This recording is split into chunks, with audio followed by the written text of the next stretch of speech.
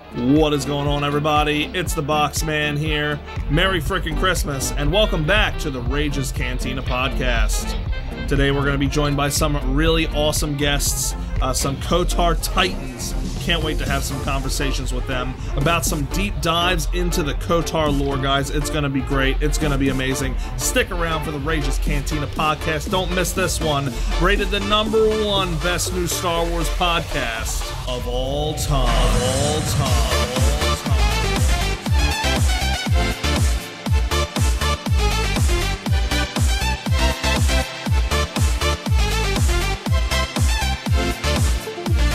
Looking forward to this for a long time. Alright, what's going on, everybody? Like I said, welcome back to the Rage's Cantina. I'm joined today by two very special guests, two titans in the KotOR community, Darth, Varkor. What's up, Varkor? No, thanks for having me back again. It's good to be back. And the Kreia theory crafter himself, Papito Qinn. How's it going, Quinn? Hello, thanks for having me on. Well, we got a lot of fun stuff to talk about tonight regarding KotOR and KotOR lore. What really gave me the idea to do this episode with you, Quinn, was your video talking about the Jedi Masters and how they don't always seem to sense the dark side when it's taking a hold of their students. So let's dive into that a little more. Why don't you tell me your thoughts on why you think that might be? Why the Jedi Masters seem to have trouble, like, seeing if a student has potential to fall to the dark side and such. Right. I think it's a very interesting topic. Me too, and I think I might want to write something about it later on, but right now I've been mulling it over in my head, and there could be a number of factors. It could be that they're just too proud. It could be that they think that their teachings are just infallible, because you hear it all the time from, like, Master Vrook, who constantly says that if the Jedi teachings are practiced perfectly, and by perfect he means in the way he thinks it should be practiced, then it would be impossible for someone to fall to the dark side. But then again, Atris kind of disproves that. Right, for sure. And yeah, because Atris is just the extreme of following the Jedi Code. One Jedi Master I always look to when it comes to following the Jedi Code perfectly, it's not in KotOR, but it's in the movies, is Obi-Wan. I feel like Obi-Wan is the one Jedi that really follows the code, and he does it right. And because of that, like, he's had so much terrible shit happen to him in his life. You know, he's had his master killed, he's had the love of his life killed, he had, you know, his brother and Padawan Anakin fall to the dark side. He's had, like, I mean, so many opportunities for him to fall to the dark side for all that happening to him, and he goes through it because I think he follows the code, like, very well. I'm not entirely sure he'd follow the code entirely, though, because if you could argue by the time of Revenge of the Sith, if he was truly following the Jedi Code, he wouldn't have left Anakin alive on Mustafar. What do you mean? What would he have done besides? Well, as Yoda says to him, you have to go kill Darth Vader. That's not your student anymore. I think it's because, and I forget what her name is in the Clone Wars, the woman he falls in love with. Satine. Satine, that's it. Yeah. You know, that's not really following the Jedi Code, is it? It's having emotions. I think part of the reason what makes him such a character that hasn't fallen is the fact he doesn't adhere to the Jedi Code strictly. He does have emotions. Well, no. This is the thing when it comes to any kind of code ever. No one can follow the code to the T. Any kind of code. No one can do it to the T because we're imperfect humans. But the code is like a guide for when you do start to stray off the path and, like, you do start to have emotions. It's like you got to calm yourself and remember the code, think about it, and then you do what's right. And so it's like, yeah, he definitely does have emotions, and he does do some things. I don't know if killing Anakin would have been the Jedi way, though. Like, not in the sense of the Jedi we know, but as you know, by the point we get to the end of Revenge of the Sith, the Jedi Order at that point are very corrupt themselves. They are, yeah, for sure. Yoda is the one, who tells him you have to go kill Anakin. Right. So would that was a that big be point of him? contention when Revenge of the Sith came out. That people were like, why would Yoda say that? That's not the Jedi way at all. It's like, that's the point. The Jedi by that point It's how I see it. At least they aren't the Jedi anymore. They've fallen so far. Right, so at that point, it wouldn't be following the Jedi Code. He'd be following orders from the Jedi Council. Yeah, just Yoda's orders. So that's what I mean. Like, so at that point, yeah, the Jedi are definitely a lot more corrupt than, I guess, the Old Republic Jedi. Because the Old Republic Jedi, the one big difference I see with the Old Republic Jedi and the movies Jedi is that, like, the Old Republic Jedi were all hesitant to go and, like, join wars and be generals in wars, like, right? Because, like, a lot of people don't like that they were against that, but that's not really the Jedi way to go and fight in a bunch of wars. Like, they're supposed to be monks. You know, like, and so, but it's like the Jedi of the Clone Wars, they jumped right in. They were like, all right, hell yeah, buckaroos, let's go, dude. And then that's why they got wiped out by Order 66, because they joined the war. So, although simultaneously, they also say that they're keepers of the peace. Right. Yeah. Keepers of the peace from what? I guess anything that would threaten that peace, like the Sith. But, I mean, it seems that, like, you could argue that the Council and the Old Republic were less embedded within the Republic. Yes, definitely. They were less the Republic's lapdogs than they were in the movies, definitely. We don't really see a lot of, I mean, in the prequels outside of the Jedi Council on Coruscant in the movies, do we? I suppose, in KOTOR, you've got Dantooine, which is kind of away from everything, so they are a lot more detached from what's going on. Even though, hindsight being 2020, not doing something regarding the Mandalorian Wars in the Old Republic was a mistake. Yeah. And you could argue that that was exactly the point. There was a calculation by, if we ignore the Old Republic MMO, then by the Sith or whoever wanted this war to happen. Definitely that was a calculation they made because they knew it would end up splitting the Order in two. Yeah. They knew that, and it's really funny that now we're getting into this because I was going to make a video on the Jedi Council and their decision to not enter the Mandalorian Wars. Because I don't think that they were right to not do it, but I don't really necessarily think they were wrong either. And a lot of people like to just say that the Jedi Council were stupid and they didn't know what to do, so they just did nothing. And it was kind of like, I feel like the Jedi were between a rock and a hard place. Like, no matter what they did, they were screwed. So again, they're monks, and what do monks do? They just do nothing sometimes. They just wait and see. And that's what the Jedi chose to do. They just chose to wait and see. Of course, not every Jedi wanted to do that, and we all know the story. Revan went and, did his own thing. And while Revan did save the Republic, him saving the Republic in the way he did led him down the dark side, which caused an even bloodier conflict to begin, which then caused a chain of events that ended up with the first Great Jedi Purge. Yeah. So it's like... the argument on the split side of that is, had they not got involved, okay, Revan may not fall down the dark side, but it's a thing to line that you can pick as the exile in KOTOR 2 saying that the words would have rung hollow when the Mandalorians crushed and conquered the galaxy.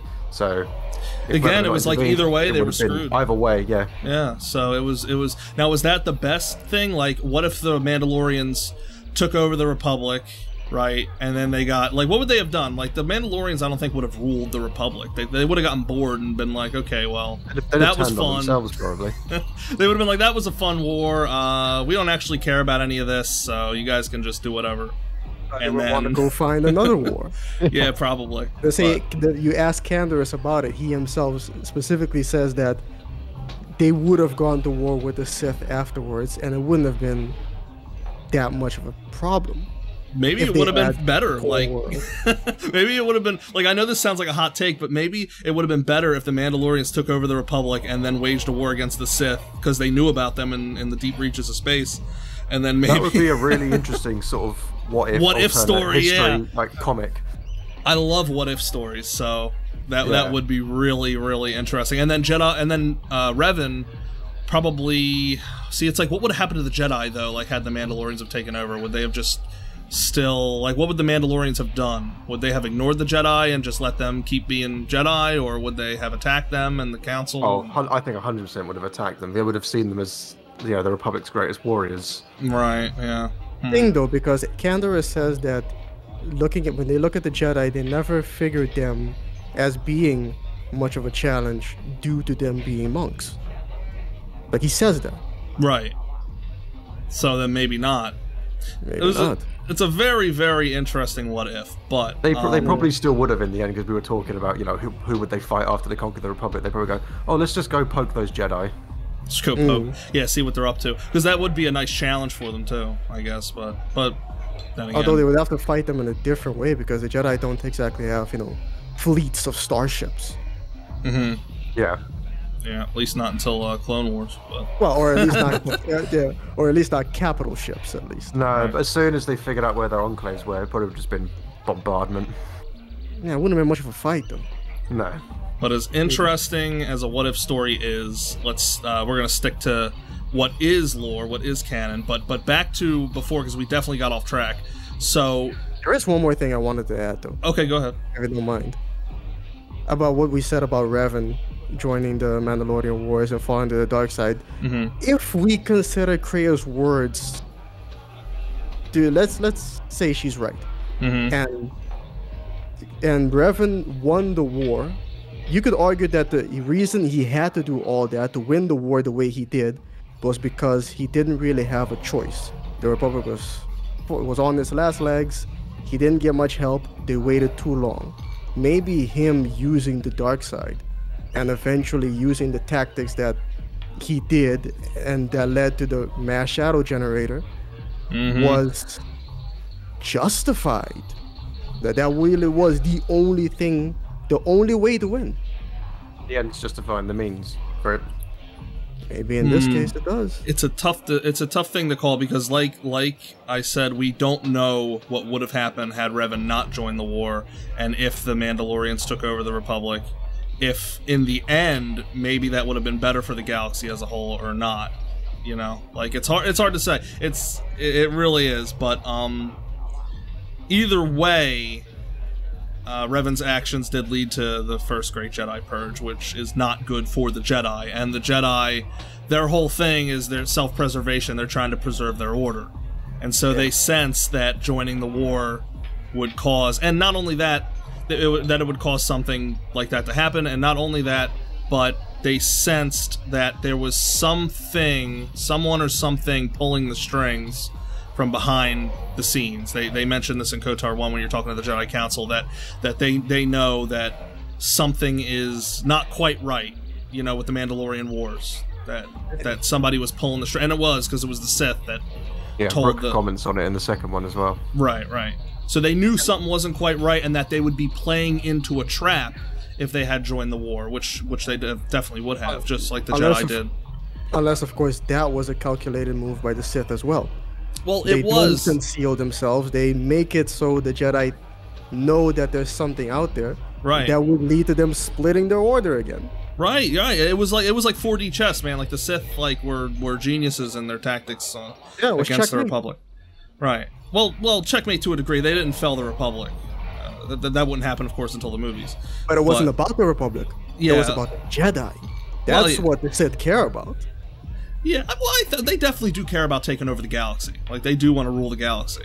But they do want to eliminate the Jedi, too. And, again, first Great Jedi Purge. The Jedi did recover, though, from that, of course. So, I mean, ultimately, the Sith failed until the movies. Yeah, because, I mean, the Jedi are so much part of the Republic, as Krea says, you know, they're like a shell of the Republic itself, as a shell for the Jedi, that going after one inexorably ends up you going after the other. And the whole point of the Sith, since their inception, all they ever care about is destroying the Jedi. It's true. Well, they're like polar opposites. And I wonder, it's like, do the Jedi care about destroying the Sith as much as the Sith care about destroying the Jedi? Like if the Sith were just kind of doing their own thing and not actually hurting anybody, would the Jedi be like, we gotta destroy them because they're Sith? Or would they just be like, well, they're not hurting anybody, so I guess, you know. It depends on which Jedi you're asking.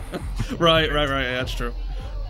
But, yeah, it's like, as long as there are Jedi, like, there will be Sith, you know, it's kind of like yin and yang.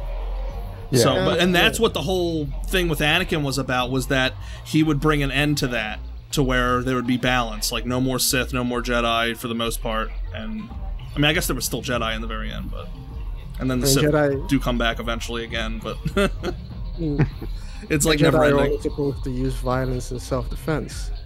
Right. Which is why I always ask the question, like, if a Sith or a Dark Jedi shows up at the Jedi Temple one day, sits down, doesn't threaten anyone, doesn't do anything, what are the Jedi gonna do? What could they do? I would say you would send in a counselor, like your best counselor, to consular, your best Jedi consular, to go in there, talk to him, and, you know, A, figure out what he's doing here, B, if he's truly in the dark side, maybe try to turn him to the light, and C, just ready a defense in case he does try anything. That would probably be the best options. Not even, or try to convert him. That's what I said, yeah. If if he's in the dark side, then try to convert him to the light, and who knows, maybe he joins the Order, and... But anyway, but let's get back to the first topic. So, with Obi-Wan, right, this is a good example of a master that couldn't really quite sense Anakin's fall to the dark side, because I don't think Anakin's fall to the dark side happened all in Episode 3. Like, it was a very slow decline from, like, the beginning of the Clone Wars. I think it really started, like, when his mother died, definitely. Like, that's when it really started going downhill for him. And then all throughout the Clone Wars... years in the making. Right. And then the tipping point was, of course, with Padme and Palpatine and all that. So why, like, did Obi-Wan not sense it? Did he not care? Was he oblivious to it? I don't know. It definitely wasn't, because the Council did see it. Council was like, I don't know about this kid. Right, yeah, they were always saying that he had a troubled future and clouded and all that, yeah. So... No, maybe it started before his mother died. Maybe it started when he got separated from his mother. So you could kind of argue that the odds was, the card was stacked against Anakin from the get-go. Yes, yes, they were. They were. It was just like, because he didn't have a father. It was just him and his mother. He was a slave. He had a hard childhood because of that, and then it's like he meets Qui-Gon, who's like very much a father figure and could have been a big role model in his life, and then he just gets killed. And so it's like, you know, that he's got like bootleg Qui-Gon, which is Obi-Wan, you know. I mean, I love Obi-Wan, don't get me wrong, but he's not Qui-Gon. He's very clear he's not ready for that to begin with. He just doesn't really have a choice. Yeah, he was more like a big brother to Anakin than a father. And they even say that, like, you were my brother, Anakin, you know, so... and yeah, so it's just like, yeah, he was an emotional kid, kind of doomed from the get-go, but despite all that, he still fulfills the prophecy, so, you know, but... Yeah, like it was supposed to. Right, because it was like destiny or whatever. I don't know if it's like preordained, or it is. Or if it... Well, no, it's either that it's preordained or it's the Force guiding it to make sure that it happens, because, like, the Force is some... I don't know if it's sentient, but it's that's like... that's why Kreia dislikes it. Yeah, I don't know if there's a difference between the two. Right, right. I guess you're right. Either way, it's preordained because it's like gonna happen no matter what, right? But I'm not a big fan of that. I just don't like thinking about it that way when I watch the movies, because it takes away the sense of urgency. Because, like, if you know it's gonna happen no matter what, then there's like no like worrying about if Luke's gonna die or not. You know, it's like, oh, is Luke gonna? I mean, obviously, that's fine. But everything, the Force will work it out. Right, right. Yeah. So then you think that most? I guess it depends on the master and the student. Because every master and student's going to be different, but do you think most Jedi ignore it because they don't want to believe their Padawans are falling to the dark side, or that their teachings are failing, or something like that? I do, personally. Or is it that the dark side? Is it that the dark side clouds everything, even when it's like taking hold of somebody who's close to you? Right. I think for me, I've always thought it was more of this, like we said originally, a pride thing, that a master wouldn't want to admit that their teachings were flawed. You know, I'm a Jedi. This is what I know, so naturally, it will but transfer see, they're not, to my student. They're not proper Jedi then, because to be prideful is against the Jedi code. Yeah, but you, especially if you, even just from Knights Republic games, you get the sense a lot of the masters, like Rook, you can tell they're very prideful. Yeah. And they believe that they are absolutely right. So I can, for specifically like a Rook, I can see it being a case of pride. They're definitely imperfect. Like, they're not. Power tends to make people arrogant. Yes. Like, what's the saying? Absolute power corrupts absolutely. Right. That's why they were so against having that power ripped away from them in KotOR 2. Yeah, they would rather die than lose it. Yeah, at that point, the Jedi are like scattered and desperate because there's only so few of them left, and they're almost in a state where they don't know what to do. So it's like the last of them just gather up because, well, you gather them up, you know, in the story, and then like they're there because of you. Like it's not like they just group together, but it's like, you know, like they didn't get together on their own. But it's really interesting. But another thing about the Jedi. So the Jedi Council in KotOR 1. So what do you guys think, though, about their decision to not enter the war? Because I saw a post on Reddit. This is what got me thinking about this. It was a post on Reddit. Somebody asked about, like, like, what was the Jedi's ultimate plan? Like, were they just going to wait it out forever? Like, and there were so many comments of people just saying, oh, the Council's just dumb. They're a bunch of old men, and they don't know what they're doing, and... Like, I don't buy that. Like, I don't think they're stupid. I just think they kind of had no choice, almost, you know? What were you going to say? I think there's probably a bit of truth to that. To what? That they're dumb? That they're dumb, yeah. No. See, I don't buy that. They're certainly dumb in some cases. They have you running around Dantooine doing things that people should be taking care of it themselves.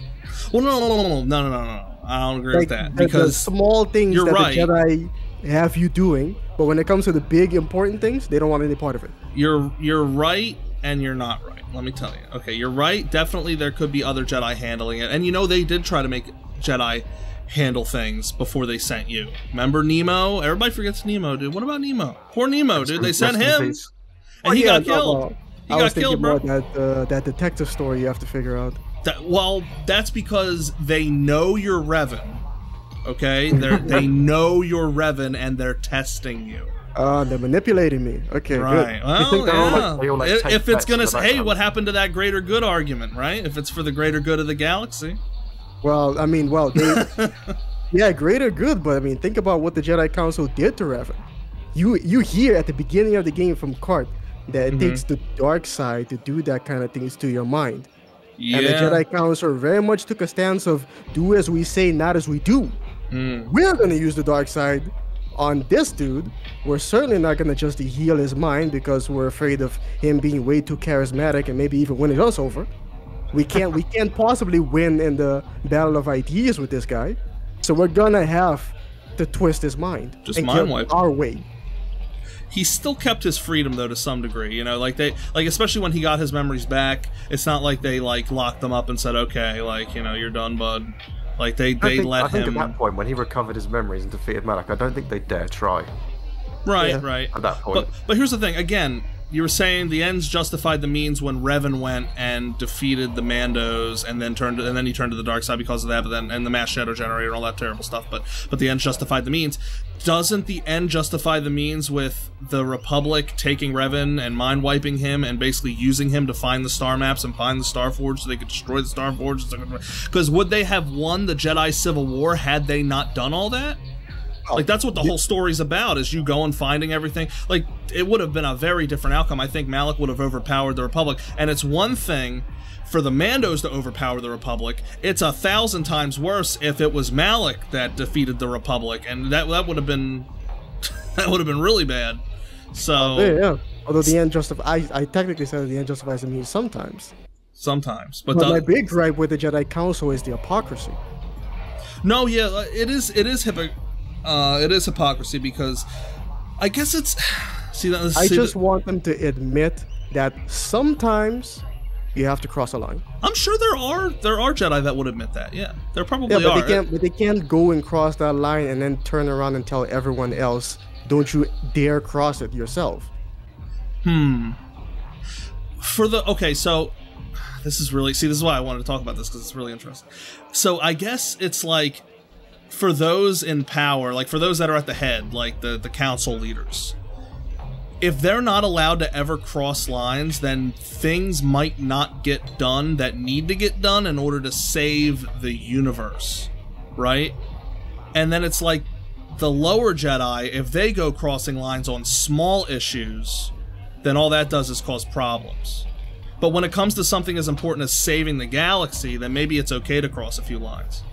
But like, if it's, you know what I mean? It's okay for the Jedi Council to cross a few lines in that situation, but not anybody else. Not that it's okay, but just that it needs to happen, or else you know, Yeah.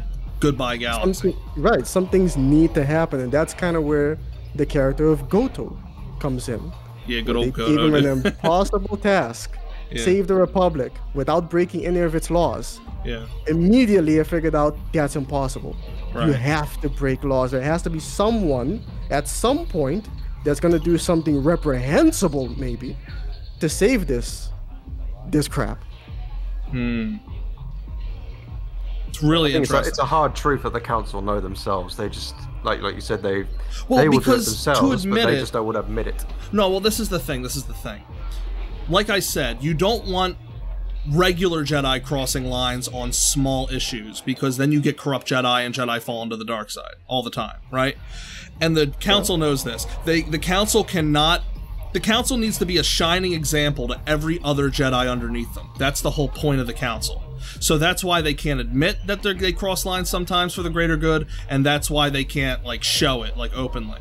I guess it's the same thing. But either way, they can't show it openly. Because if they did, that would be a bad example to lower Jedi and even Padawans and Jedi in training. And then on a small issue like, you know, do I give this bum 5 credits or do I beat his ass? Like, maybe the Jedi will decide to cut a corner and beat his ass. I don't know. I can't come up with a good example. But, you know what I mean? Like, you can't have them... I agree with your point. I think the Yeah. point where I agree with the hypocrisy is that when it, you know, especially when you are in Knights of the Republic 2 and you're a Jedi who very much knows that the council are hypocrites, that they will still try and lie to your face and justify what they've done, but condone you at the same time. I think that's probably the point where a lot of people call them hypocrites. Yeah, and well, because like I said, in KotOR 2, they're definitely like broken shells of what they once were, because they're like the last few Jedi left. It's kind of like they can bend the truth at that point and admit that they did things that weren't right, but it was for the greater good, but they can't concede and admit that you had the right intentions in what you did as well as the exile. Right. And then they're gonna strip the Force away from you and do all that shit. I know, yeah. And then that's the ultimate hypocrisy that Kreia pretty much kills them for. Right. If you are the person who writes the rules, it's that much more important that you follow them. Of course. But even if it means self-destruction of UK you and government. the entire order. That's the UK government? Yeah, definitely, dude. But even if it means the self-destruction of you and your entire order. Like, if it would protect... Like, say the Jedi Council thinks of all the Jedi underneath them as their children. It's like, would you sacrifice your entire... Like, all your children just to stick to a rule that you set? There comes a time where you're gonna have to admit that your rule isn't absolute, that you might be wrong. No rule is absolute. That's the thing. But I don't think it's about them being absolute. You have to, like, it's kind of like this. It's like, while you're following the Jedi Code, you have to pretend like every rule is absolute, or else you won't have the incentive to follow them. Right? So even if it's not truly absolute, you still gotta act like it is. But of course, nothing is absolute. No rule could ever be absolute, because there's always going to be a scenario where, you know, you might have to bend a rule in order to do something that's better. Like, greater. And it's hard to decide what that is, too, because you could be wrong. You could bend a rule and then be wrong. Yeah. Like the mass shadow generator. Like, there's plenty that could argue that was a little too far. Like, that was a little too much, you know? So... But on the other hand, you could also argue that that was the only way he could have defeated the Mandalorians. Maybe. Well, he defeated, Mandalore the Ultimate in single combat. Like, that should have been enough, right? Like, because he defeated them in front of, like, that was it. Like, and then he was technically the new Mandalore, but then he, like, stole the mask or whatever. I don't know. Was he? By that point in the war, you have to wonder how far Revan was gone, though. I don't think he was fully in the dark side, but he was, like, in the middle. Like, he was, like, probably gray at that point. I imagine he would have been far enough that he would have considered using the mass shadow generator as a viable option. And this is also... Go ahead. He might have been in the middle the entire time. And calculating that the mass shadow generator, like HK-47 suggests, was a way for him to kill like 2 or 3 birds with one stone. Right. Save the Republic and the Mandalorians, and kill all most of the Jedi that weren't all on his side. Mm-hmm. And also create a wound in the Force that he can use to convert Jedi. I don't think... Now, that's interesting. I don't think he could have known that one of the Jedi there, you know, the exile, would have become a wound in the Force, would have survived the mass shadow generator. No. I mean, there's no way he could have known that. I mean, Malachor, the planet itself became in the Force. Oh, okay. It was using the planet to convert them. I gotcha. The exile, on the other hand, there's no way he could have known that happened, but once it did happen, he was enough of an opportunist to use her and have her go back to the Jedi Council, to wave her in front of their faces, to be like, look what you did. And then there was Nihilus too, which nobody really knew about until he started eating planets. But this is great because this is another thing that I was thinking of that I wanted to bring up. So I always used to think that Revan turned to the dark side when he went to what's his name, Vitiate? I don't know, the Emperor in the far unknown region. Right, in the far unknown regions. Yeah.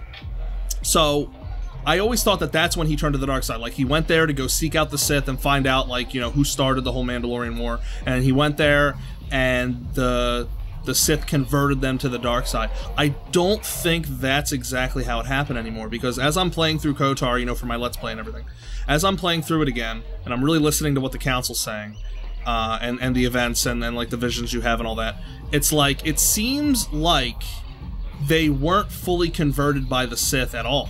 Like, they were probably still kind of in the middle. But what the Sith told them got them really curious. Like, the Sith were like, alright, yo, we're beat, you know, you defeated the Mandalorians, whatever, but yo, check it. There's this thing called the Star Forge that we've been looking into, and you guys should check it out. And so they were probably like, okay. And then they went to Dantooine, because in that vision, Malak isn't in the dark side. He's still kind of, like, in the middle. Because he's like, are you sure we should be doing this, man? Like, the Jedi are gonna banish us forever, like, once we open this door. And, like, Revan's in his full getup, sure, but, like, maybe Revan's a little further than Malak at that point in the dark side. But at any rate, I think it was their journey to find the Star Forge, and then once they did, I think that's what really turned them. Like that, right? That solidified it. They were full on in the dark side the moment, and the Star Forge is a gigantic dark side artifact, basically. So it's probably a giant dark side nexus. Yeah, exactly.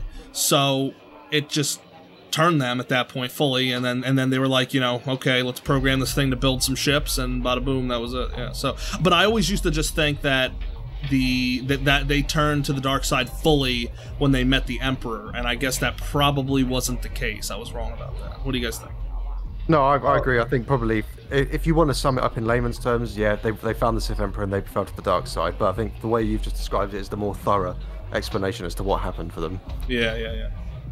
If we pretend like the Old Republic is canon, or something like that, if we pretend. Well, I don't have to mention Vitiate's name. Either way, they did go and see somebody in the unknown regions that, you know. But supposedly what had happened was they went to see the Emperor. The Emperor, they lost. The Emperor brainwashed them. They came back to the Republic space, started doing their thing, but then the brainwashing didn't stick. And Revan said, oh shit, there's these Sith in the unknown region, they're gonna invade soon. I gotta keep going this way, take the Republic and use it to defeat the Sith, and I'll worry about converting the Jedi back to whatever I want later on. But right now, I need them on the dark side. That's Krea's theory, isn't it? Somewhat. I just sprinkle some of my own theory in there as well. Yeah. Well, if you talk to her about Revan falling, she says that perhaps when Revan never really fell, he became the Dark Lord out of necessity. Right. Yeah. I find that really interesting. That perhaps he himself wasn't on the dark side at all, but the people underneath him was, and it was using Sith ideology to control them. Yeah, it comes back to Revan just using ends to justify the means. But he went too far, though. Definitely went too far. Well, he ended up being betrayed. I think the best thing he could have did was return as a hero, because he was a big fat hero, to the Republic, and just been like, hey, maybe, but see, yeah, I guess maybe he was worried about the Republic either not believing in him, or maybe the Republic not being ready for another war right away, or anything like that. But he should have just returned to the Republic and told them what he found in the unknown regions, and helped them recover, I don't know, Or more like the Republic, or convincing the Republic Senate that they have to restructure their economy for oncoming wartime. Yeah, because there's these Sith in the unknown regions, and they're gearing up. So, but of course, the Senate, the Senate is being all corrupt. They're gonna be like, you want us to waste money on something that only you saw? We don't believe you. And the Jedi would back that up, saying, "No, don't listen to him. He's crazy." No, I'd be like, okay, like, send a detachment with me to the unknown regions, and I'll show you myself. Like, come on, let's go. Like, I'll show you. But although the last time we did that, we got captured and brainwashed. Yeah. So yeah, I guess it depends on if he really got brainwashed. So if he did get brainwashed, then of course he wasn't going to do that. He was going to do the whole plan. So I guess maybe, I don't know. Like, so is that the canon though? Like, is that the solidified canon that he got brainwashed, or is that just Old Republic stuff? That's just Old Republic stuff. Okay, so that's just okay. So the Old Republic is technically the canon, isn't it? Or yeah, well, considered widely. We all go by headcanon these days, Varkor, because Disney kind of destroyed everything. So that's like, and I don't really like what the Old Republic did to Revan ultimately. I really do not like it. Oh, no, never do I. So I just don't really consider it canon. It's just like K1, K2. And I think I explained this to you before, but I never said it to Quinn over here. I really love in KotOR 2 how it's like Revan went off into the galactic sunset to go back to the Sith, right? Like at the end of KotOR 1, like that's what he does. He goes into the unknown regions again, and then it's like you just never hear about him again. It's like you never know what happened to him. And I find that mystery to be so much more engaging than like whatever the hell the Old Republic made up. Like, I'd rather just believe that, or make up my own story about what might have happened to Revan, or just not know. It's like a mystery. Because I feel like all the greatest heroes in Mythos, like all the greatest ones, they ride off into the sunset, and then that's it. You never know what happened, what their ultimate fate was. Like, you just don't know. Because they're too great to have an ultimate fate. Like, they're too much of a mythological figure to have a death. Like, so you never see them die, you don't know what their fate was. So that was so good for Revan. It's like he went off into the other unknown regions, and that's the end of it. Like, you don't know. It's an ultimate mystery. And then that it's just like makes it even more heartbreaking. Yeah, but it's like a good heartbreak for him. Yeah, true. But it's like, that's so it. At the end of KotOR 2, the Exile does almost the same thing. Yeah, and then she would probably just never be heard from again. And it's like, and then she probably took the Ebon Hawk into the unknown regions, and so that's gone too. Yeah. And then that explains why the Ebon Hawk's just gone. So I don't know. I just that's like the canon to me, like, in my opinion. It's like, you don't know what happened. What happened? He got captured and imprisoned for like 100 years. Yeah, it's so dumb. And then he broke out and then got imprisoned again. I'm of two minds about it. Like, I don't like what they did with the Old Republic, but at the same time, I'd hate having it unanswered forever. But I think that's just me. In anything, I'm not always a fan of like ambiguous endings. It's like, I don't know if it's just me personally, but I need a definitive answer. Yeah, I understand that pain, I really do, because it's kind of like when you're watching a movie and the main character dies in the end that you've grown really attached to, and it's like he's just dead, that's it, it's the end, and it's like a sad ending because he's dead. So yeah, but it's kind of like I can live with that at least, because at least that's definitive. You know what's happened. Yeah. It's like, I don't know, but I like it because you can kind of make up your own thing, or theories. See, it sparks a whole shit ton of fan theories if you leave it a mystery. Well. Yeah. And that's good for the longevity of the series, because it's like, you can always... and then it's like KotOR 3. Sure, you could have did KotOR 3. Now, while that ending is good, like, it's a mystery what happened to Revan, they could have did a KotOR 3 where, like, years later, it explains what happened to Revan and the Exile. You play as both of them. Right, and it would have been, that would have been like such an amazing way to wrap up, probably, because it would have been a trilogy at that point, one of the greatest Star Wars trilogies like ever conceived by mankind. Like, yeah, the few details there are about what Obsidian wanted to do for KotOR 3, it breaks my heart to know that we're never going to get to experience it. I've seen it. It's like, it's a real tragedy. Yeah, but what could have been? Oh well. Yeah.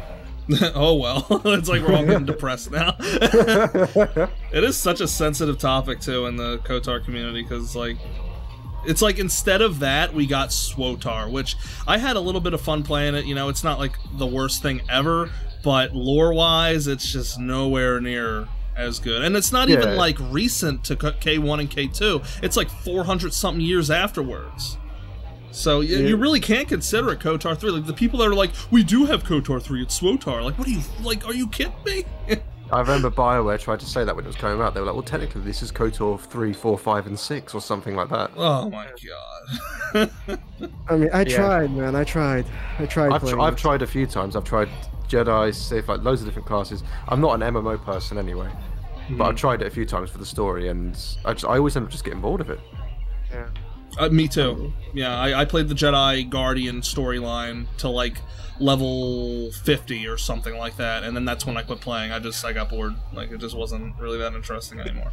Yeah, I've watched like a few cool side quests on YouTube. I think there's one on Tatooine of like some Rakatan machinery you find with Zerka. I was like, okay, these are cool little adventures. Yeah, there's like some cool details. Yeah, definitely. Yeah, not enough for me to sit down and play it myself.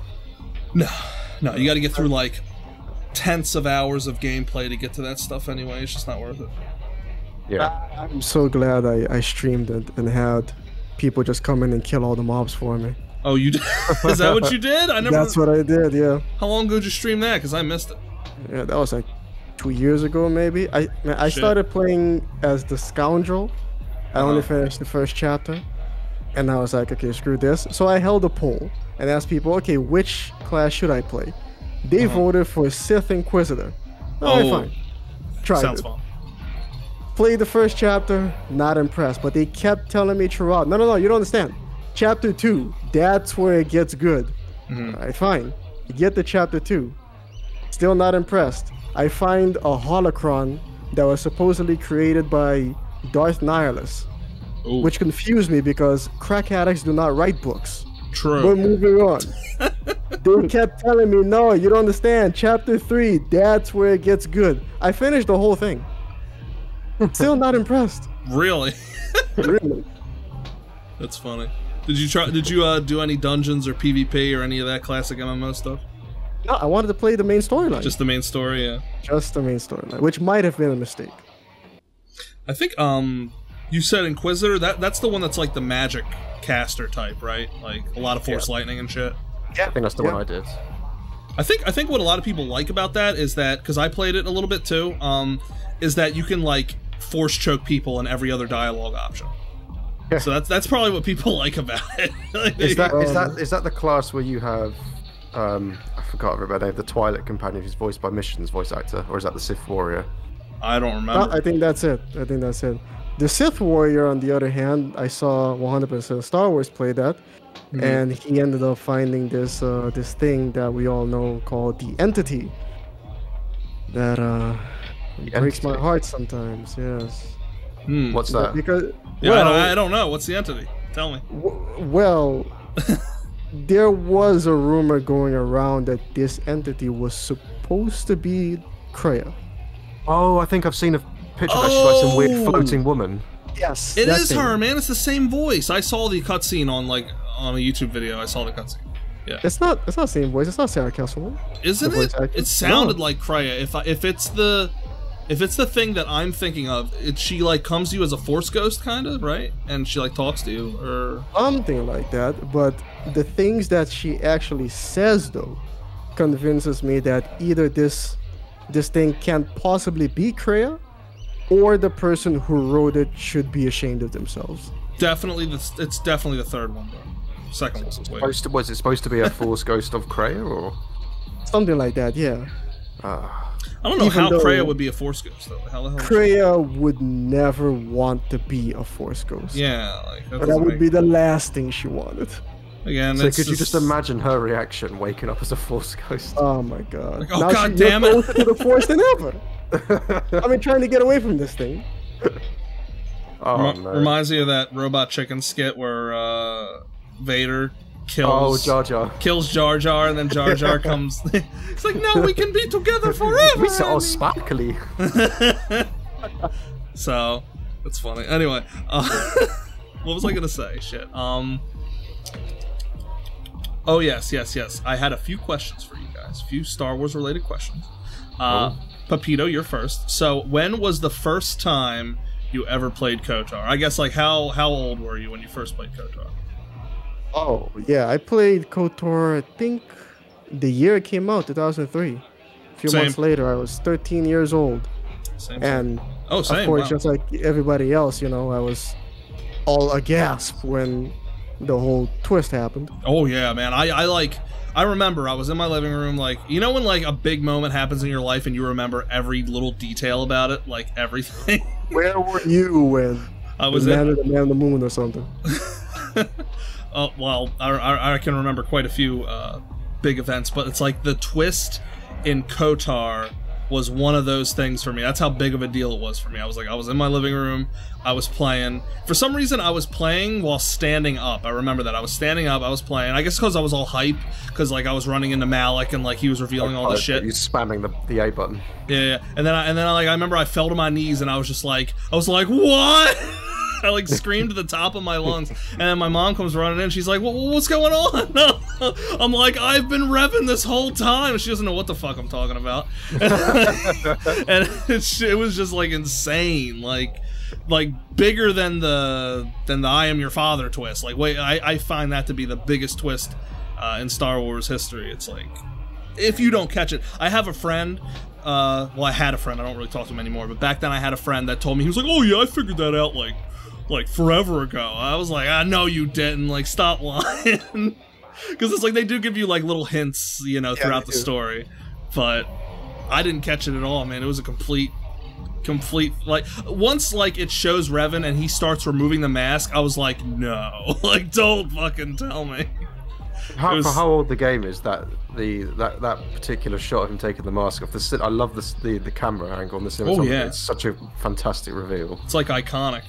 Yeah. So, but it was definitely a big deal. What about you, Varkor? How did you react to the twist when you first saw it? So I had it spoilt for me. Oh! So I remember the very first time I played the game. It can't have been too long after it came out again. I was around a friend's house, they had an Xbox, and I didn't, so I was playing it. I was like, this weird Star Wars game where you have swords, and I didn't really understand it. And then I remember for the next year or so, I kept trying to look for it. I didn't know what the name was. And then I finally saw it, the PC version. I installed it on like my dad's laptop, and I started playing it on his. Then I was talking to my friend about it at school. He's like, "Oh yeah, that game's really cool. Yeah, you're that Darth Revan Sith Lord." I was like, "Oh." I'm Terrace. What a dick. Yeah. I know. So the entire game, I mean, I think I probably kind of forgot about it after that anyway, so it was still a bit like, oh cool, but yeah, the big surprise was spoiled for me, unfortunately. That sucks. That is the worst. That's like somebody spoiling episode 5. See, I feel like I probably even knew that before I watched it. I think that's just because that's such a well-known twist. I did. That's how I got introduced to Star Wars, because I just I think I was like 7 or 8 years old. I was really young, and my aunt, God bless her soul, got me the box set. Like, it was in the 90s, so it was like the VHS box set of episodes 4, 5, and 6, and I just like binged it all in one night. And I remember I was like, so the bad guy is the good guy's dad? Like, I was like, what? Like, that's weird. So yeah, that was good, but that's like, yeah, it just, spoilers suck. They suck. It is. If you manage, I mean, I don't think it's really possible to avoid the Empire's twist these days. But if you manage, if someone who plays KotOR for the first time in 2022, if they manage to avoid the Revan twist, it's brilliant. Oh, that's great. Yeah, definitely. I have a friend, my one buddy, Matt. He's gonna be playing KotOR for the first time very soon, and I'm gonna be right along with him. He's got a capture card, so he's going to stream it to me. I'm going to watch him play, and he don't know shit about nothing. So I'm trying to shield his like little ears from like everything. I'm like, if you see anything about KotOR, just don't pay attention to it. Don't watch my Let's Play. Don't watch any videos about nothing. Like, just please. I managed to get. I remember when I was at uni, I managed to get one of my housemates to play it for the first time, and he turned to me and he's like, "So yeah, it's like, are you Revan? Is the main character Revan?" I was just like, "Don't be fucking stupid. Of course you're not. He's dead." Yeah, so he's dead. I managed to get him through that without being spoiled, and so I got to witness it through him. Good for you, man. That's good. That's good. What was I gonna say? Oh yeah, and I wanted to bring up. Okay, so we were talking about Kreia earlier. Now you're a big philosophy buff on Kreia, Quinn. You know, we all know that that's like what brought you to fame. So. Well, fame in the KotOR community. So, what would you say out of all of Krea's philosophies is your favorite? If you had to pick one. I think my favorite, I have thought about this before, and the favorite piece is actually very simple, but also one I have the most difficulty adopting. Okay. Because it's one part that I want to adopt, where she just tells you, live your life without regret and trust in yourself. You know, just learn from your mistakes, cool, but regret is just you holding yourself back. Right. You know, don't do that to yourself. It's definitely the most true and the wisest thing she says, because yeah, like, even if you did something bad, something wrong, you can't change it. Atone, right? You can atone and learn from it, but to regret is to hold on to the past, and you should never be holding on to the past like that, because it'll past die. Right. Okay. Don't you bring that sequel shit in here. But no, it's true, because then you can't. It's harder to move forward when you're regretting things and just holding on. So definitely, right. It's definitely something to follow. I agree with that. It's one of my favorite little bits in the game. Is just before you go through to speak to the masters on Dantooine. And I don't know how much of it is down to the restored content mod and how much is in the vanilla game, but she has this bit of dialogue with the Exile when she sits down and she says, never doubt what you have done. Every decision you have made has brought you to this point. And she just seems so proud of you no matter what you've done. Yeah. No matter what you've done, no matter what you do, just make it be your decision. That you're in control of your life. It reminds me of, are you guys Dragon Ball Z fans at all? I am. I am not now.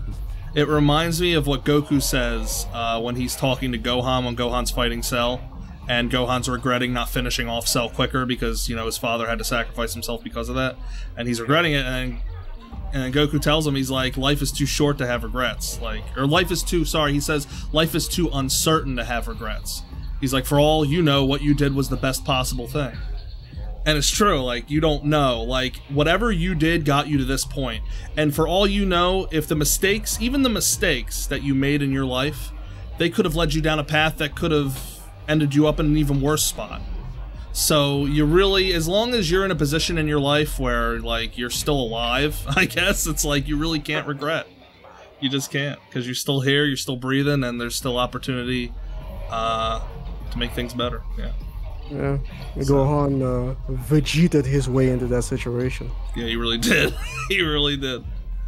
That's great. Yeah, we should then. If you're a DBZ fan, we should have some DBZ talks eventually, Quinn. That'd be great. But oh sure, yeah, no, big fan. Because I'm a bridge series too. Yeah, oh hell yeah. I'm as big of a DBZ fan as I am a Star Wars fan. Like, I could talk about it for days on end. So, but but one of my favorite Krea philosophies I wanted to bring up, because it's like a highly debated one. It's not so like straightforward as yours, where like 99.9% of people would agree with it. This one people debate all the time. It's the one where you try to give the bum 5 credits, and she's like, to give something to someone that they haven't earned is like pouring sand through their hands. And it's like so fucking, it's like so wise, man. It's like, it's true. Like, you want to help people, sure. You want to be charitable. I'm not saying you shouldn't help people. But when you do help people, you are taking away something that they could have gained, like, strength-wise. Like, I guess if it's impossible for the person to help themselves, like, it's next to impossible, then that's one thing. But if they could have helped themselves, but instead you do it for them, you're robbing them of, like, XP, basically. Like, you're robbing them of conquering that task themselves. And that's why... that's like what Krea was trying to say. And like, people don't like get it. They think Krea is like anti-charitable or something. Like, she's saying like we should just ignore the bum and just let him suffer. But it's like, no, she's not anti-charity at all. Exactly. Her exact words are just be careful. Because what happens afterwards, you're not a Quaker in that situation. You did something that led to something else because of what you did. So think about the things you do. That's it. Just be careful. That's all she's trying to tell you. And that whole scene sure, they could have added a third option that would have, I don't know, satisfied it, but that wasn't the point of that scene. Right. The point of that scene was for you to be able to understand Kreia better. See where she's coming from. And it's like, people are always complaining about that too. Like, they'll be like, oh, well, no matter what you do, Kreia isn't happy, and she's an old bitch, and screw her, I hate Kreia. And I'm like, oh my god, like, I feel like it's like they just can't get it, like, that what she's really trying to teach you. It's kind of the point of Kreia. You're not supposed to appease her right. and do what she wants. She's teaching you to stand on your own 2 feet because she hates the concept of having to rely on something. Right. So she's like the wise old codger, and everybody like is the young punk that doesn't care. And it's like, and I try to understand it though, because I think it's so fascinating, especially if you can get the ending where she's happy.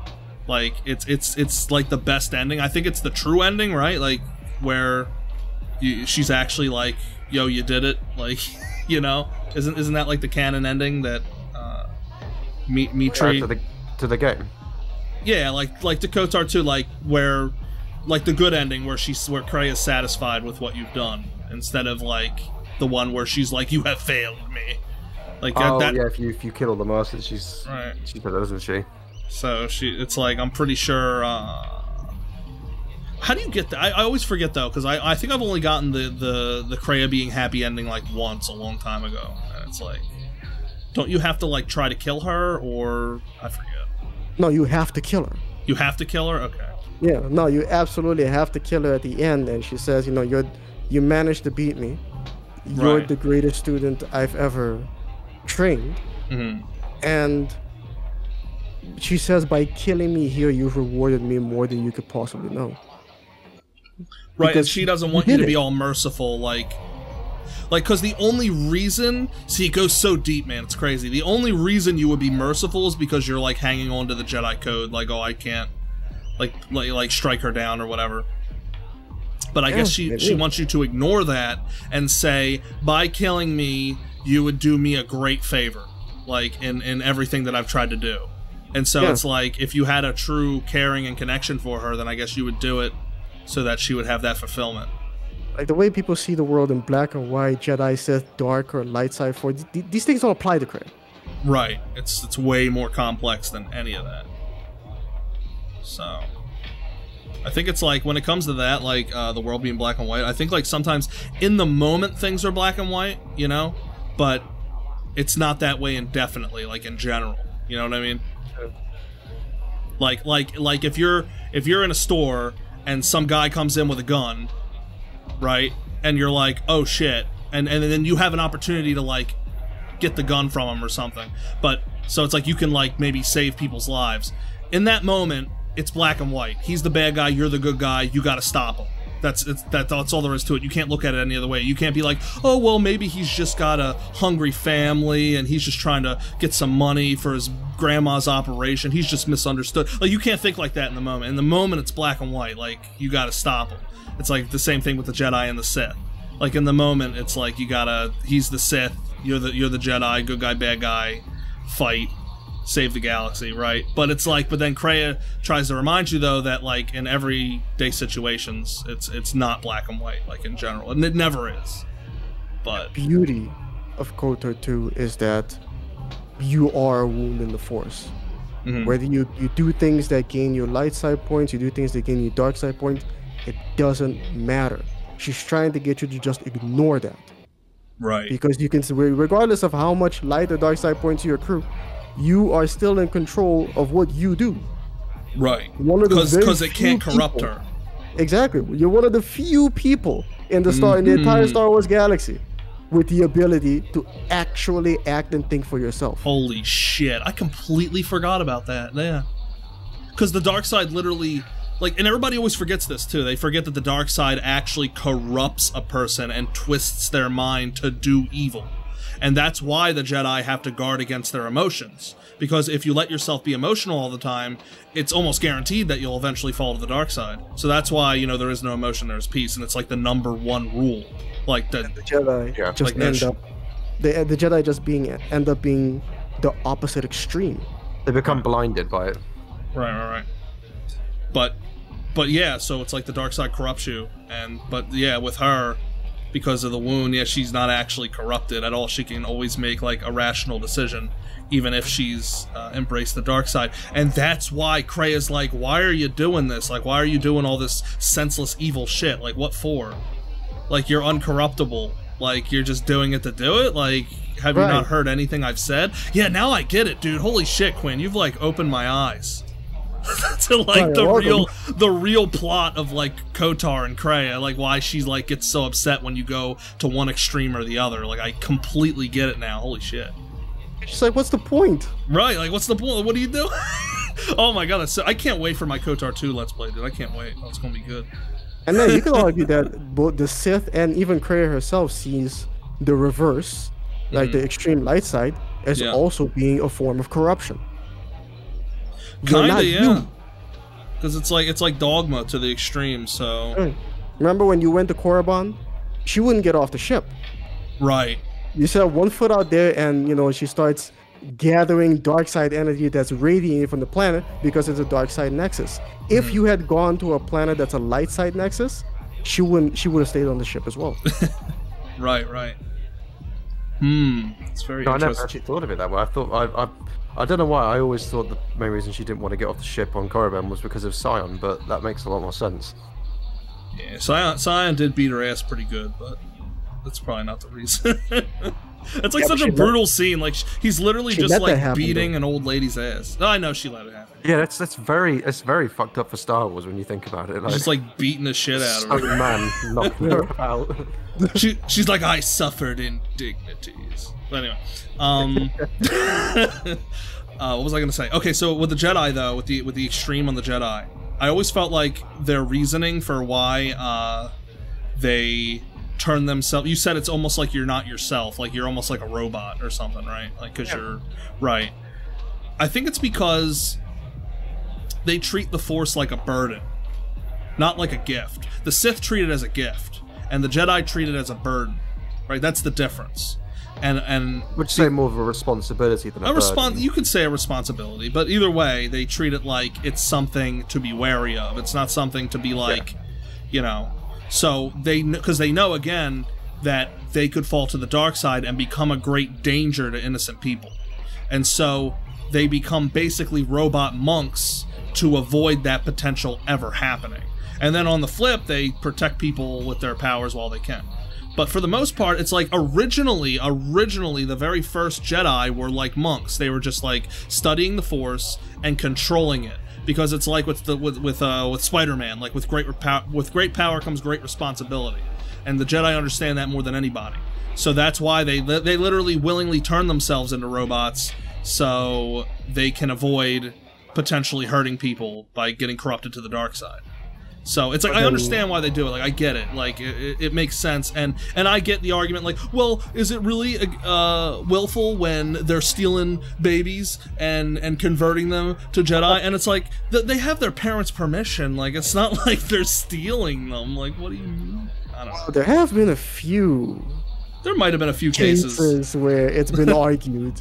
Yeah. But for 99% of the time, they got the parents' permission. So, and it's like, and that's, I feel like it's, I mean, what happened to where it's like we look up to the Jedi? It's like, that would be so cool to be a Jedi, even if you're a robot that's got to follow the code. It's like, wouldn't that be fucking cool? Like, to be a Jedi? Like, you're one of the most powerful figures in the galaxy. Like I don't know. I guess it depends on at what time during Star Wars you're a Jedi. Would depend on whether it's cool or not. But either way, it's like the Jedi are the heroes. Like, they're the good guys, right? Like, so I think it's they're not perfect. Definitely not perfect, but no one's perfect. But I do understand why the Jedi turn themselves into robots, because they're afraid of turning to the dark side. And it's like, yeah, the Sith say that the Jedi fear the dark side, and I guess that's literally true. Like, they fear the dark side, but they're not supposed to fear. Right. They're not supposed to fear. Yeah. So it's like, but they know. I guess.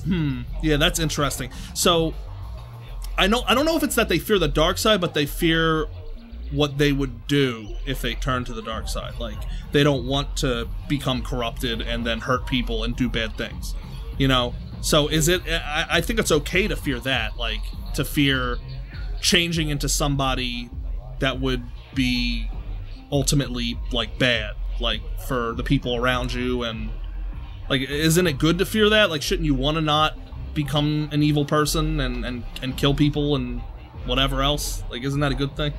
I mean, whether you're good or bad is entirely subjective.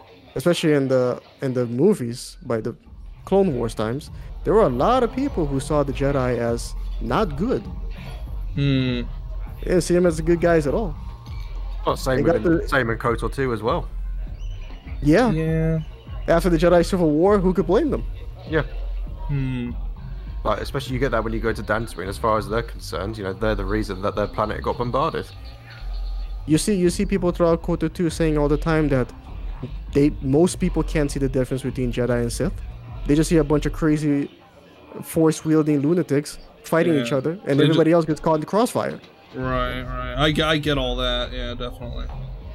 But that's just because they're ignorant. Like, they don't know the facts about Jedi and the Sith, like the real facts. Like, they just know that. If they did, it might even be worse, because then they'll find out that the Sith only exist because of the Jedi. Well, the Jedi and the Sith, or the Jedi only exist because of the Force itself. Yeah. Like, it was bound to happen where people would become Force sensitive. And it's like, when you have this power, it's literally a superpower. When you have this power, you can either use it for good or you can use it for evil.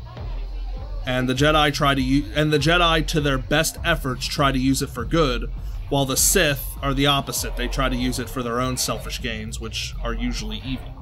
And I totally get what you guys mean by it's like good and evil is subjective, but is it really? Like, we all have morals, right? I think the way you can sum up good and evil is good is happiness and evil is suffering. And if what you're doing is causing suffering, then it's evil. I mean, earlier we talked about how sometimes someone has to do something reprehensible, maybe, to get a better result in the future. Right. I guess, again, it's not black and white, like you said with Kreia. It's very complicated. It all depends on the situation. And even the Jedi being the good guys, Kreia brings up Isaac Newton. Every action has an What? When does she bring up Isaac? Oh, okay. I was like, she doesn't actually mention his name, does she? No, she doesn't. She doesn't actually mention Isaac Newton by name, but she basically references it, you know, because she argues that every action has an equal and opposite reaction that she saw herself when she was a Jedi. Right. She tells you that every good I did ended up with bad down the line. So the Jedi keep doing these things, not thinking about what it could possibly end up leading to. By then, they've already washed their hands of it. Even though it's only happening because of their actions. Well, I'm sure it's not it's not like they're taking action willy-nilly. Like, it's just, I don't think it's that they don't know what their actions will bring. It's that they think that this thing will happen. They do it and something else happens, and they're like, whoopsie. So I think it's more like that. Like, they're trying to do the right thing, but they goof it up. Right. They're trying so hard, and that's all we can do is try most of the time. Like, you know, that's all anybody can do. Whether you're a mystical being that wields the Force or not, like, you could just try to do the right thing, and sometimes it just doesn't always work out, and that's the way it is. But I think that makes me think of Fallout New Vegas. Yeah, definitely. You know, yeah, because what was his name? Damn it. Why can't I remember his name? Ulysses. Ulysses, you could argue being the Kreia of the Fallout universe. He's like, you know, trying doesn't really mean much to me. That's really interesting. The Legion doesn't try to kill people. They do it. Right. They just straight up do whatever the hell they want, pretty much. Yeah. What they try to accomplish, they do it. Because they'll run over anyone who gets in their way. And there was a quote I was thinking of. It was like a World War II quote about, like, the Nazis and why they were so dangerous. It was because they had, like, no real morals. So it's like, when you don't have morals weighing you down, you can just do whatever to get whatever done. And then it's like, you know, who cares who you hurt in the process? Well, that's not, you know, that's not good, obviously. Yeah. But then it's like, oh well, it's subjective because maybe the ends will justify the means. It's like, Or whose morals are you talking about? Exactly, yeah. The morals are subjective. That's what I was trying to say earlier. Like, morals are what's subjective, but I really feel like good and evil are kind of concrete, because it's like whatever causes suffering is usually bad, and whatever causes happiness is what's good. Like, at least for us, because we're humans, like, that's how we're wired. Maybe there's some species out there where the suffering is good and feeling good is bad. But for humans, for 99% of humans, aside from sociopaths and psychos, feeling good is the good and feeling bad is the bad. So it's like actions that cause you to feel bad. I don't know, that's how I look at it. But. It probably also depends on what you're feeling good about or what you're feeling bad about. Yeah, yeah. And sometimes the suffering can be worth it if you're suffering on purpose to make your life something, or if you've done something bad but you're feeling good about it. Right. True, yeah. So yeah, it's really complicated no matter what, man. But the ultimate point here, guys, for all you listening, right, because we're getting way off the rails. The ultimate point is that KotOR is such an in-depth story that it goes over all these topics. Like, it can really make you. That's how you know when the story's good, that it can really make you think about these things on such a deep level, and maybe even help you to figure out some things in your own life. And so that's what it's all about. It's like it's the modern day mythos. And I'm really happy it's a part of my life. What do you guys think? Oh, it's written by a genius. By a genius? Who wrote KotOR? Like, it was multiple people, right, that worked on. Well, which one are we talking about? 1 and 2. Yeah, I was only thinking of KotOR 2. The lead writer on KotOR 2, which is Chris Avalon. Yes. Okay, yeah. Well, KotOR 1 story is really good too, though. Let's not. Drew Carpenter wrote KotOR 1. I think KotOR 1 is a very well written game, definitely. But I think when you put the two side by side, for me personally, I think Avalon's writing in KotOR 2 blows the first one out of the water. As much as I love the first game. Well, here's what I'll wrap it up with this, because we're over an hour now. I'll wrap it up with this. KotOR 1 is a really good story that's simple. It's really simple, like everyone could easily understand it, you know? It's like one hero's journey. Right, yeah. It's the classic hero's journey. It's a good traditional Star Wars story. And it's really good. KotOR 2 is good. It's really good, but it's very complex and complicated, and not everyone gets it the first time around. I certainly didn't. Yeah, it warrants a few playthroughs. Even to this day, because like I said, Quinn, you kind of opened my eyes a little bit with some of the themes tonight. Even to this day, I still don't 100% understand the complexity of KotOR 2's story. So, but it's good though, all the same. There's more to learn. And some of the best stories are the really complex ones. Like I always talk about, like, Final Fantasy VII's story is extremely complex, more so than people give it credit for. But it's good. It's really good. And the more you understand that complexity, like, the better it gets. So that's how it is. And then it's like, everybody will talk about this, how KotOR 1 is like all bright and sunny, and then you get to KotOR 2 and it's like the opposite. It's like dark and depressing, and everything's dead. Yeah. Right. So how can it not be depressing? They just went through 2 back-to-back wars. That's pretty depressing. It's a bad state in the galaxy, but So too, kind of, it holds a mirror up to everything you do in the first game, and it makes you really look at it again. Either way, I always felt like KotOR 2 was meant to be like if Revan fell to the dark side in the end, like kept the Star Forge, because like then the galaxy would be in a real shitty position. But I guess, like, no matter what you do, no matter whether you stayed as the Dark Lord or you became the Prodigal Knight and destroyed the Star Forge, the galaxy still ends up in a shit way, no matter what. Yeah, because, I mean, it wasn't going to be all sunshine and puppy dogs by the end. And also, Revan was never going to keep the Star Forge. He really wanted to get rid of that thing. Yeah. It's kind of too powerful. That's one of my few little problems I have with KotOR 2, especially I think if you play through the game the first one, do the light side ending, you know, you get the medals and handshakes ending. If you then go straight into KotOR 2, you're suddenly like, wait, what the fuck's just happened? I just saved this galaxy, and it's a lot of exposition to understand what's happened in the years between the 2 games. I think that's one of my few problems with the setting of KotOR 2. Yeah, but it's like, yeah, the quote-unquote good guys won, but the reality is they still went through 2 back-to-back wars. Regular people are gonna feel the brunt of that. Yeah, I think it's what I mean is it's such a stark contrast between the 2 games. It can feel a bit of a slap in the face if it's the first time you've played it. Yeah, that's true. Right. It's funny. It does really slap you in the face with reality almost. And like, guess what? It's not all happiness. Yeah. That's what I mean. It's like KotOR 2 is the more mature game than Definitely. KotOR 1. Yeah. It's funny because I was going to ask you guys, the final question was, what's your favorite KotOR? I'm going to guess for both of you it's KotOR 2. Yeah.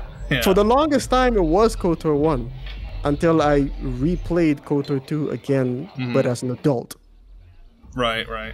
And that's kind of... It's like, have you seen Star Wars Andor? Yeah. No, I still have not watched it. Everybody's like, Rage, why haven't you watched it yet? What are you doing? And I'm like, I don't know. I'm working on other things. It's one of the best things Disney has done with Star Wars. Yeah, really? I cannot believe I'm saying this, but Easily. Disney actually created a quality product. Yeah. Well, they did okay with Rogue One. This is the thing I've enjoyed the most since the first season of The Mandalorian. Like, I remember Rogue One was good. You know, Mandalorian was good. This is a lot more like Rogue One in the boots on the ground, gritty perspective. Right, yeah, I heard about because that. same writer, Tony Gilroy. Oh yeah, of course, wow. yeah. And again, Star Wars Andor is a show that if I had saw it as a child, I would have hated it. Yeah, same, because there's no lightsabers, it's not packed to the walls with action. There's Well, lots of scenes yeah. where characters just sit and talk. Right. It's a mature show that trusts that its audience is grown up enough to have patience. This is what I was saying to my friend about it. I was talking to him, I said, it feels like, and not to sort of patronize the other shows, it feels like it was made by an adult who knows what they're doing. Like, and just the quality of the production, the cinematography, the acting, the visual effects, everything just feels so levels above everything before. I think maybe just I got very jaded by Obi-Wan and how sort of cheap it looked. But Andor, which I was not interested in at all, looks amazing and is incredibly well written.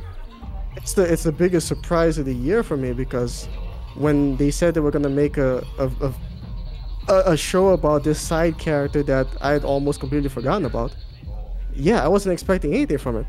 And then I was like, fine, I'll give it a chance.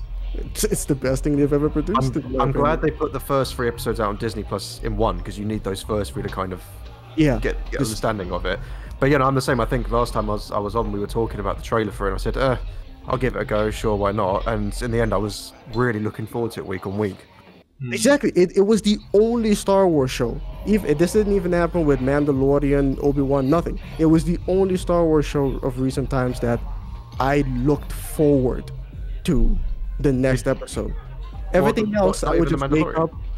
Even with the Mandalorian, especially one season 2, I would wake up and just kind of forget that a new episode came out. I would just remember later on, like, oh right, a new episode came out. I might as well watch it. Interesting. But I still really like Mandalorian, though. Don't get me wrong. But this is just the only show that really made me keep thinking about it. Yeah, I felt the same. I think it's just because I just was not expecting it to be anywhere near as good as it was. Well, I'm gonna have to check it out, because Definitely. that's all I hear is positive stuff. But it reminds me. You guys said it's like more adult, like for adults, you would say. I always think about what George said when he was questioned, and he said that Star Wars is for kids. It's supposed to be a kids show. So that's what he said, the man himself. So it's like, but I think maybe he didn't. George Lucas has said a lot of things. Star Wars isn't for kids; it's for everyone. Right, yeah, definitely. It's got themes for everybody. It's not only... I don't think he meant that it's only for kids, but just that it can be for kids. And that's what he tries to incorporate. Like, Andor, like you said, if you were a kid, you would have hated it. But it's like... I think, like... I'm not trying to knock Andor right now, but I feel like... And I'm still going to watch it and check it out. I probably will like it. But I feel like true Star Wars, at least the Star Wars that George Lucas would make, it would be for kids and adults and would never just be for one or the other. And that's like something that everyone could enjoy. Right. So, I agree with that with the mainline films, but I've got no problem with spin-off media like this experimenting and going different directions. I think it's a nice change. Yeah. Star Wars can be so many things. Yeah. And people pretend as if Star Wars is a genre in and of itself. Yeah. Well, It almost is in a way. Well, it's not, but like it is in this. Or I understand why people think that, because it's like its own mythos almost. Like it's because they've been fed the same thing over and over again. Yeah. Well, it's like what you've come to expect. It's like Star Wars is so unique that it has its own like feel to it. You know, like if you watch like an episode of Star Trek, it's not Star Wars. Like it doesn't have the same themes and the same kind of music and the same, like, you know what I mean? Like Star Wars is like got this real specific thing. And have you noticed that some people, they'll say, I don't know, it just doesn't feel like Star Wars, and then they'll get yelled at for that. But it's like, I get where they're coming from, because there is something about Star Wars that's got a certain heart to it that you don't get with every piece of Star Wars media that Disney puts out. Yeah, I get that, but it's annoying. I don't want to say too much because without spoiling it for you, but even despite how gritty and adult Andor is, there is still very much that key theme of hope in it. Like I think, Quinn, you're probably I'm talking about a certain arc about halfway through the series, which is all about inspiring an uprising and standing up against fascism and dictatorship, and it is very, very Star Wars. So I think it keeps that spirit alive. It just does it from a different angle to what people have really seen before. So, real quick, my final quick question about Andor, without spoiling it, is it kind of about the rebels, like, rising up, like, getting together and rising up against the Empire? Is that what it's about? Yeah. Like, the formation of the rebels? Like, or... yeah, the early day things, yeah. Yeah. Because you know what my favorite story about the formation of the rebels is? KotOR? No, that was way after. Oh yeah, I guess it was. That was after like episode 6. No, Force Unleashed. Oh, I knew you were gonna say that, dude. Because he gets them all together, and then they use his family crest as the rebel symbol, and I really like that. And George was there for that story when they were doing the storyboard. He was there and he approved the whole thing. So to me, that's more canon than anything, because George was there and he was like, yeah, this is good. So I just love the Force Unleashed. It's so good. Yeah, Force Unleashed is such a good story. Everybody's mad about it because like they don't like Force Unleashed because it takes the Force to a level that's kind of insane, and that's kind of the point. And George said that. He said, I want to see the Force as it's never been before. Like I want to see it cranked up to 11. Hence the name. Right. So it's like, okay, like you asked for it, and here's Darth Vader knocking down a 100-foot wall with a Force push. Which is, I just love the Force Unleashed though. I love that story more than anything. But I'll definitely check out Andor, and I will give you guys my opinions on it as soon as I think if you look at Andor, if you can look at it and not necessarily look at it through the lens of it's Star Wars, just assess it as a show. Okay. Yeah. Because you could argue that it's barely a Star Wars show. It's just a great show that happens to be in the Star Wars universe. Right, I gotcha. I think if I try not to look at these anymore through the lens of it just being Star Wars, because by that logic, I would have loved the Book of Boba Fett and Obi-Wan because it's got Obi-Wan, Darth Vader, Boba Fett riding a Rancor. It ticks all the Star Wars boxes. It does, but then it's like it falls short where it really matters, like the core stories and all that. Like, I think that's what a lot of people didn't like about Obi-Wan. That was the thing that surprised me about people saying about Andor's story, because it is a very Star Wars story. It's just a very, very bleak and adult take on it. Right. And there's one character in Andor that very much reminds me of Kreia. Really? Very much so, yes. Okay. Well, don't tell me. I'll try to guess who that is when I watch it. Oh, I think you'll see it. Yeah. They pretty much spell it out at one point. It's like, this is literally Kreia reincarnated. Like, wait, what? I'm wondering how they're they're gonna bring KotOR back into Disney's canon. They're gonna bring it into Disney's canon eventually, and I don't know how they're gonna do it. Good luck to them. Yeah, good luck. I don't know. The original games will always be the main canon for me, though, and that's the end of it. But... yeah. All right. Well, this has been a great talk, guys. I hope we can do this again, maybe in the future. Definitely. Absolutely. I appreciate you guys coming on. Yeah. All right, guys. Well, that's going to do it for this episode of the Rage's Cantina podcast. Had a lot of fun here. A lot of good conversations. Let me know your thoughts and opinions, of course, on what we talked about. And drop me a line if you'd be interested in maybe joining me for the next episode of the Rage's Cantina podcast. I'd love to have some of you guys on to talk about KotOR and other great Star Wars stuff. Till next time, everybody, I'll catch you later. Merry Christmas.